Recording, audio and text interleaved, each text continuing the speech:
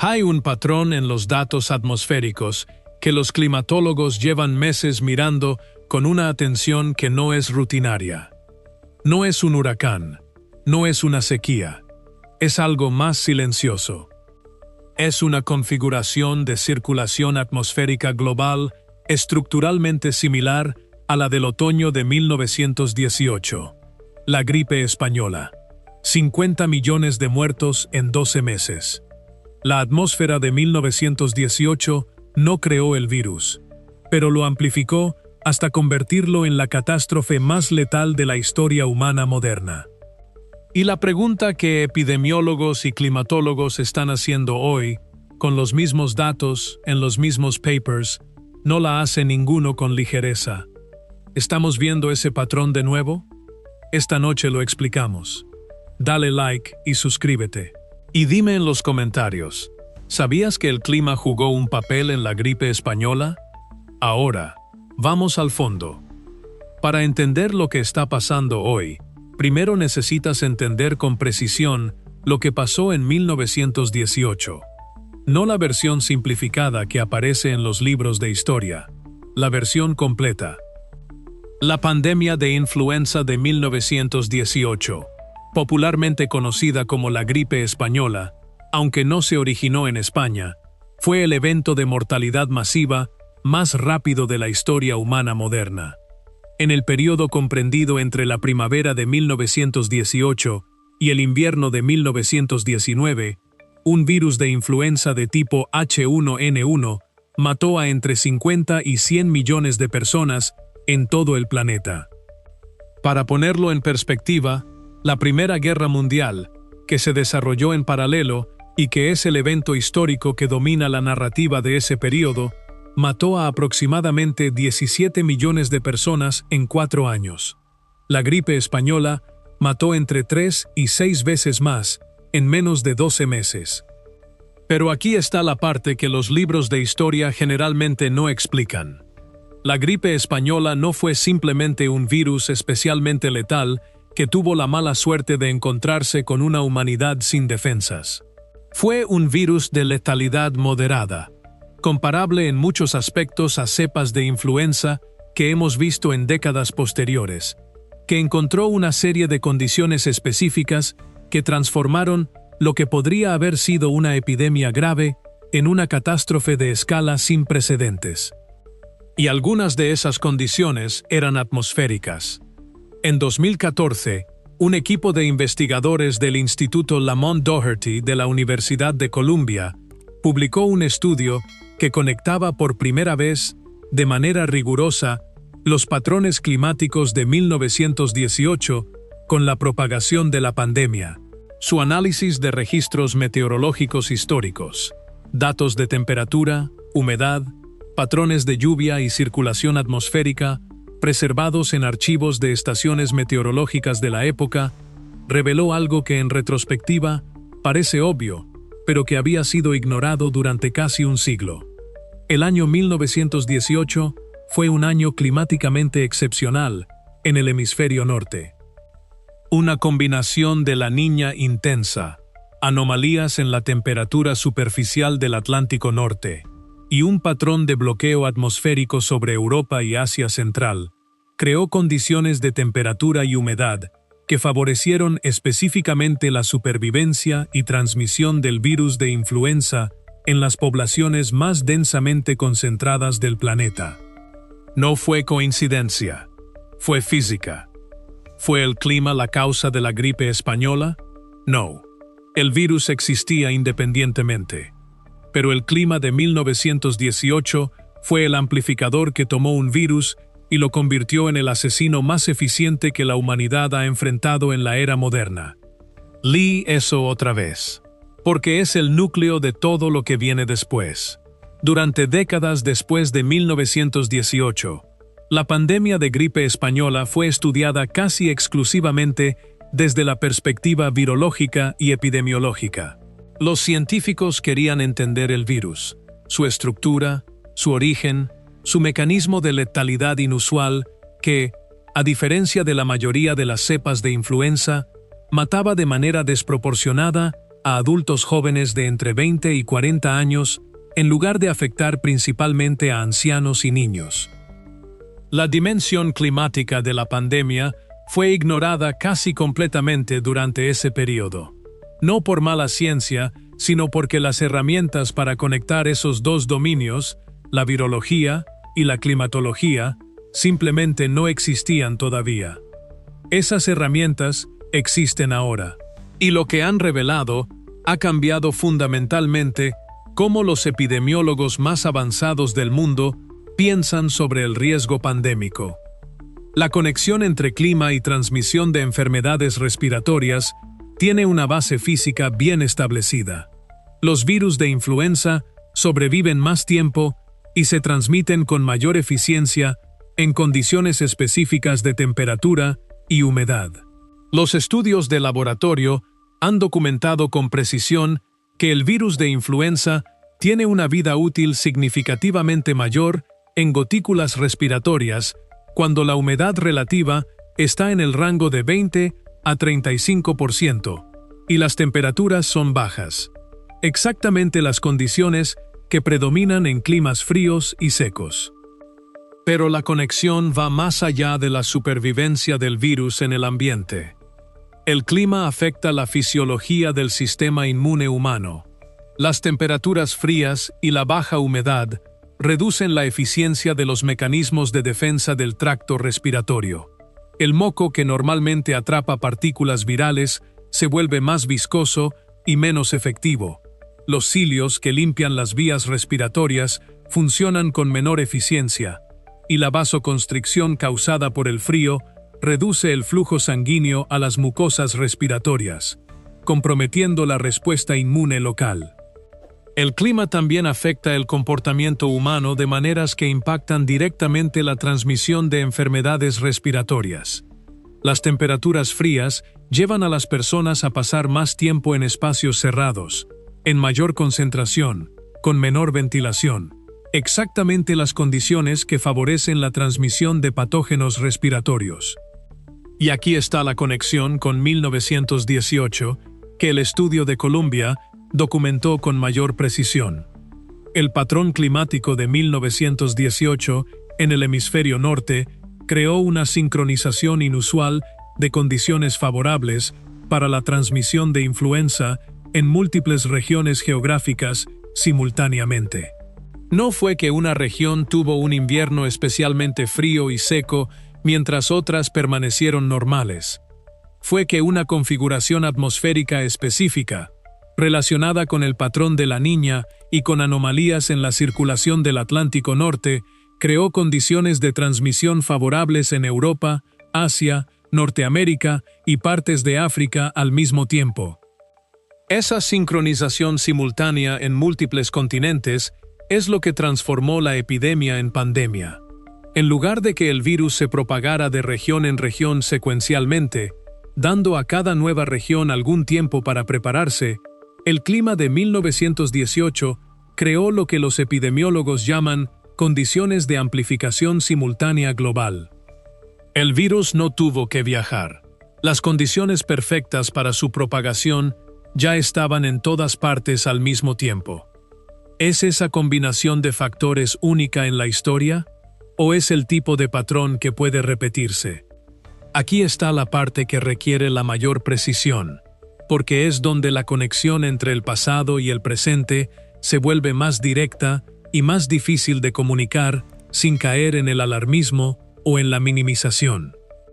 En los últimos 18 meses, los modelos de circulación atmosférica global han identificado una configuración que comparte varios elementos estructurales con el patrón de 1918. No es idéntico. La atmósfera no repite patrones con exactitud. Hay demasiadas variables en juego para que eso ocurra. Pero hay similitudes en la estructura que han llevado a varios equipos de investigación a publicar comparaciones formales. El primer elemento es la temperatura superficial del Atlántico Norte. En 2023 y 2024, las temperaturas superficiales del Atlántico Norte mostraron anomalías que varios climatólogos describieron como sin precedente en el registro instrumental. El mar de los Sargazos, el Atlántico tropical nororiental y amplias zonas del Atlántico subpolar registraron temperaturas significativamente por encima de los promedios históricos. Estas anomalías alteraron los gradientes de temperatura que normalmente impulsan los patrones de circulación atmosférica en el hemisferio norte. En 1918, las reconstrucciones climáticas basadas en registros históricos muestran anomalías similares en la temperatura del Atlántico Norte, no de la misma magnitud, pero sí de la misma estructura espacial. El segundo elemento es la fase ENSO. 1988 fue un año de transición entre el Niño y la Niña, una fase que los climatólogos llaman transición ENSO, que produce patrones de circulación atmosférica particularmente complejos e impredecibles porque el sistema está cambiando de estado. Las transiciones ENSO están asociadas con mayor variabilidad en los patrones de temperatura y precipitación en múltiples regiones simultáneamente. Los años 2023-2024 mostraron exactamente ese tipo de transición ENSO, del fuerte El Niño de 2023-2024 hacia condiciones de la Niña que comenzaron a desarrollarse en 2024. El tercer elemento es el comportamiento de la corriente de chorro polar. En 1918, las reconstrucciones atmosféricas sugieren una corriente de chorro polar inusualmente inestable y propensa a bloqueos. El mismo tipo de ondas estacionarias de amplitud alta que hemos discutido en episodios anteriores de este canal en el contexto de las olas de calor. Esa inestabilidad de la corriente de chorro sincronizó patrones de frío y sequedad en múltiples regiones del hemisferio norte de manera simultánea. En los últimos 2 años, la corriente de chorro polar ha mostrado un comportamiento igualmente inestable, documentado extensamente en la literatura climática y relacionado con la amplificación ártica que hemos discutido anteriormente. ¿Significa esto que estamos a punto de enfrentar una pandemia de la escala de la gripe española? No. La presencia de patrones atmosféricos similares no determina automáticamente el riesgo pandémico. Para eso, necesitas también un patógeno con las características correctas, en el lugar correcto, en el momento correcto. Pero la confluencia de estos factores atmosféricos sí significa que las condiciones de amplificación climática para una enfermedad respiratoria están en un estado más favorable que en la mayoría de los años recientes. Y eso tiene implicaciones que merecen ser explicadas con precisión. Para entender por qué el patrón atmosférico actual importa en términos de riesgo de enfermedad respiratoria, necesitas entender el mecanismo con más detalle del que generalmente se comunica al público. La relación entre clima y enfermedades respiratorias tiene 3 dimensiones distintas, y las 3 son relevantes para la situación actual. La primera dimensión es la supervivencia del patógeno en el ambiente.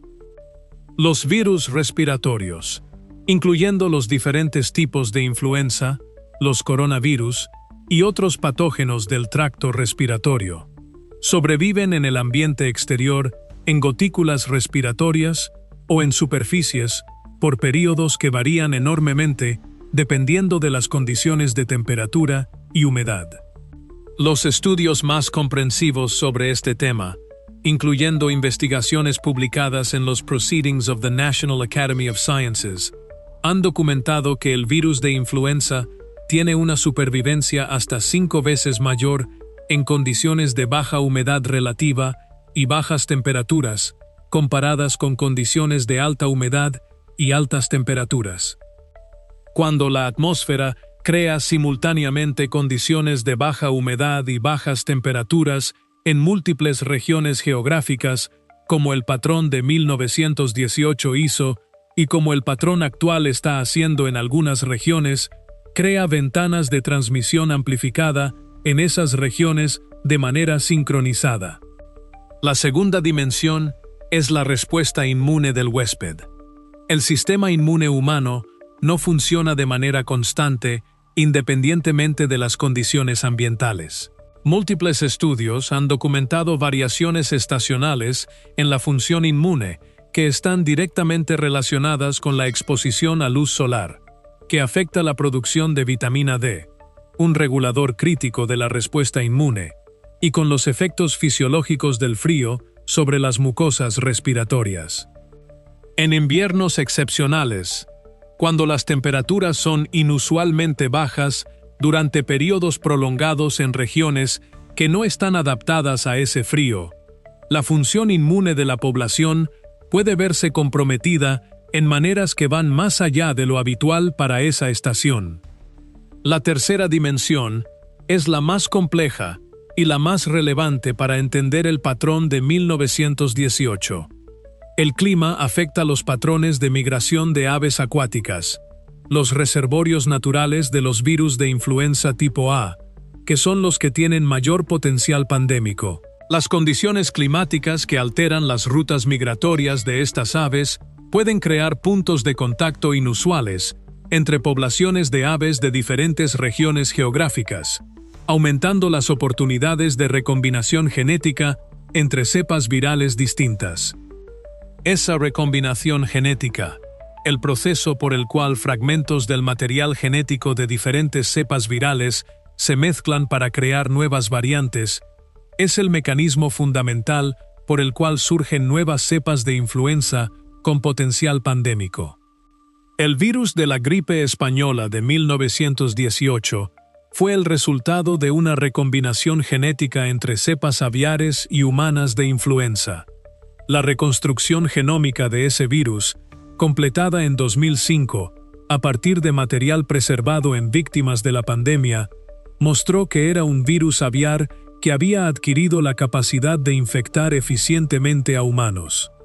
¿Fue el clima de 1918 un factor en la generación de ese virus específico? La evidencia es sugestiva pero no concluyente. Lo que sí es claro es que el clima de 1918 creó condiciones que, una vez que el virus existía, maximizaron su capacidad de propagarse globalmente. Hay un elemento de esta historia que conecta el clima del pasado con el riesgo presente de una manera que la mayoría de los medios de comunicación no han explicado: el permafrost. El permafrost es el suelo permanentemente congelado que cubre aproximadamente el 25% de la superficie terrestre del hemisferio norte. Grandes extensiones de Siberia, Canadá, Alaska y el norte de Escandinavia. Este suelo ha permanecido congelado de manera continua durante miles, y en algunos casos, decenas de miles de años. Y dentro de ese suelo congelado, preservados por las mismas temperaturas que los mantuvieron congelados, hay patógenos. No es especulación, es ciencia documentada. En 2016, un brote de anthrax en Siberia mató a más de 2.000 renos y hospitalizó a varias personas en la región de Yamal. La fuente fue un cadáver de reno que había muerto de anthrax más de 70 años antes y que quedó expuesto cuando el permafrost que lo cubría se derritió durante un verano excepcionalmente cálido. Las esporas de Bacillus anthracis, que pueden sobrevivir en el suelo durante décadas o siglos, quedaron libres y contaminaron el suelo y las fuentes de agua de la región. Ese fue un evento de anthrax, un patógeno conocido, con tratamiento disponible, con una cadena de transmisión relativamente controlable. Pero el permafrost no contiene solo anthrax. Investigadores de la Universidad de Aix-Marsella, publicando en revistas de virología entre 2014 y 2023, han aislado y reactivado virus del permafrost siberiano que llevaban entre 30.000 y 48.500 años congelados. Algunos de esos virus mostraron capacidad de infectar células en condiciones de laboratorio. El más grande de esos virus, bautizado Pandoravirus yedoma, fue encontrado en permafrost, con una antigüedad de aproximadamente 48,500 años. Al ser expuesto a condiciones de temperatura normal, mostró actividad infecciosa en células de ameba en laboratorio. Las amebas no son humanos. Los virus que infectan amebas no infectan necesariamente humanos.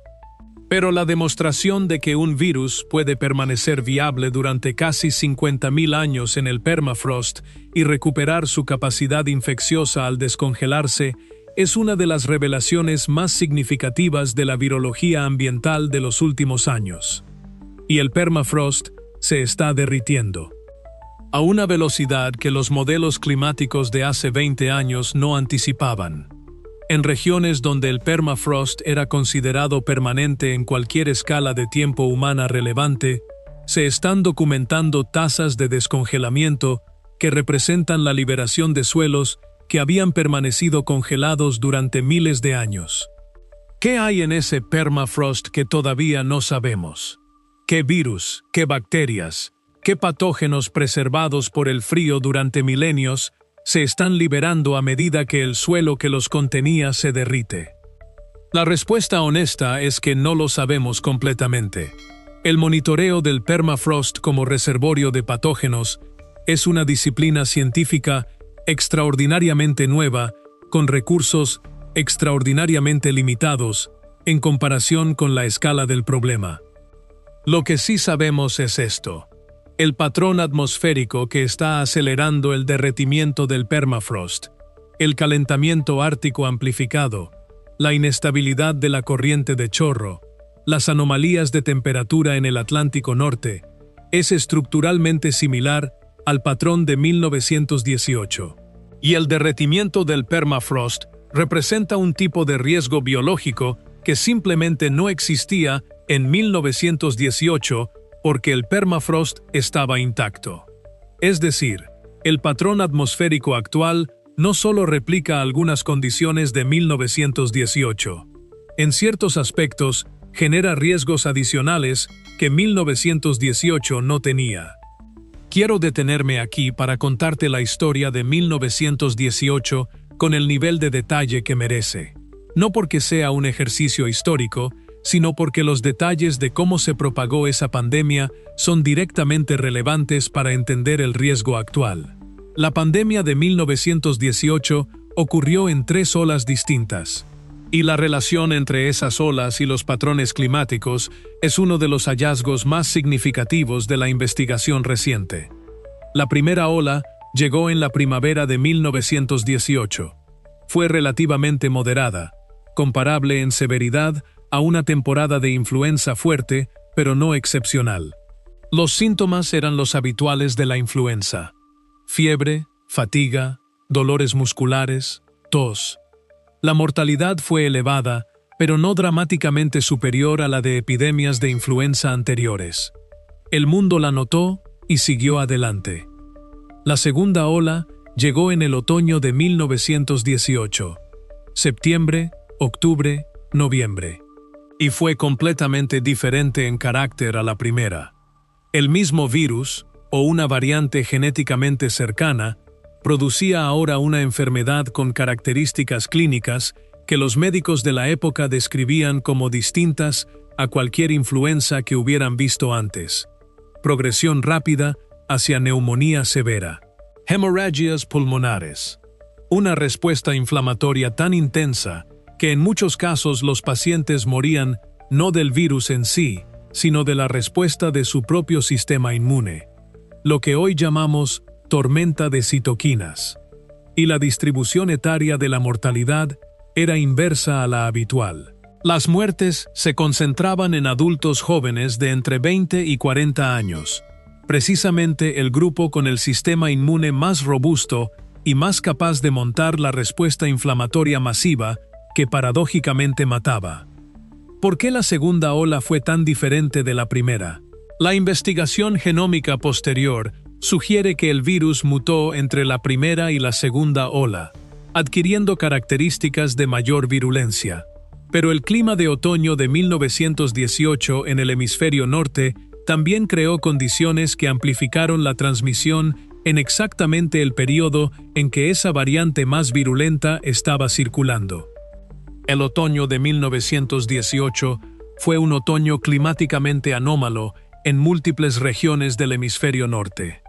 Las temperaturas fueron inusualmente bajas de manera temprana en Europa, Norteamérica y partes de Asia. Las condiciones de humedad favorecieron la supervivencia del virus. Y la movilización masiva de tropas militares.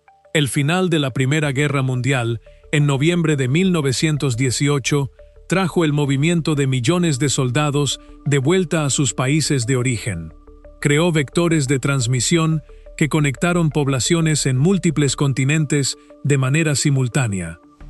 La combinación de un virus más virulento, condiciones climáticas amplificadoras y movilización masiva de población en espacios confinados produjo la segunda ola, la ola que mató a la mayoría de los 50 millones. La tercera ola, en el invierno de 1918-1919, fue significativa, pero menor en severidad que la segunda.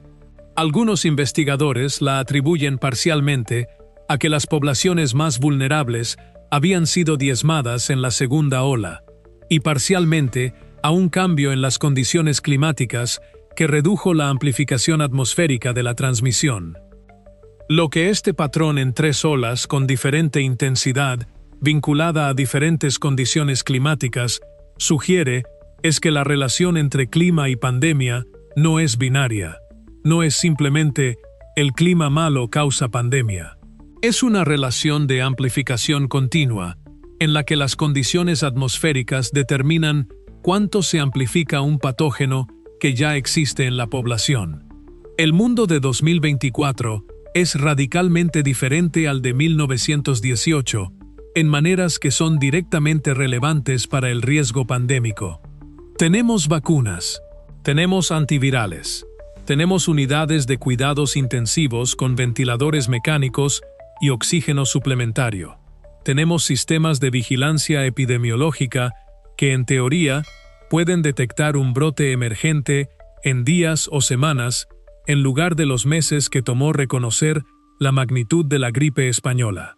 Tenemos la experiencia del COVID-19 que, con todos sus errores y tragedias, demostró la capacidad de desarrollar vacunas eficaces en menos de un año. Todos esos avances son reales, todos salvan vidas, y todos habrían hecho una diferencia significativa en 1918. Pero hay aspectos del mundo actual que crean vulnerabilidades nuevas, no presentes en 1918, que complican la comparación de manera que obliga a la honestidad. La primera es la densidad y velocidad de conexión global. En 1918, un virus tardaba semanas en viajar de un continente a otro porque viajaba en barcos.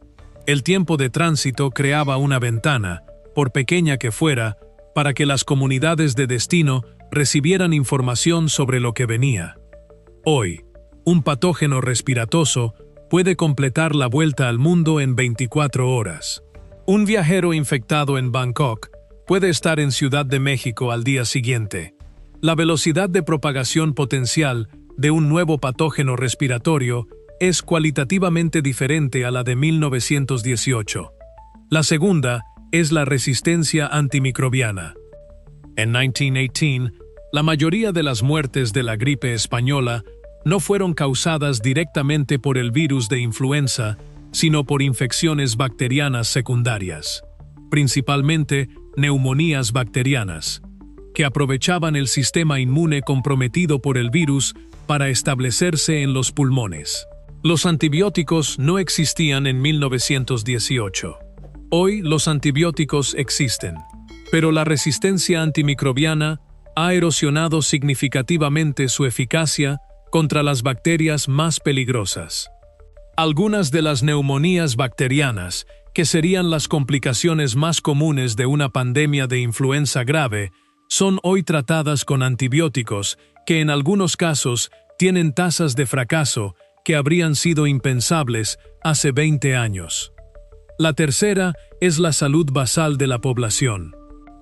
Paradójicamente, algunas de las condiciones crónicas más prevalentes en las poblaciones de altos ingresos actuales, obesidad, diabetes tipo 2, enfermedades cardiovasculares, aumentan el riesgo de complicaciones graves ante infecciones respiratorias.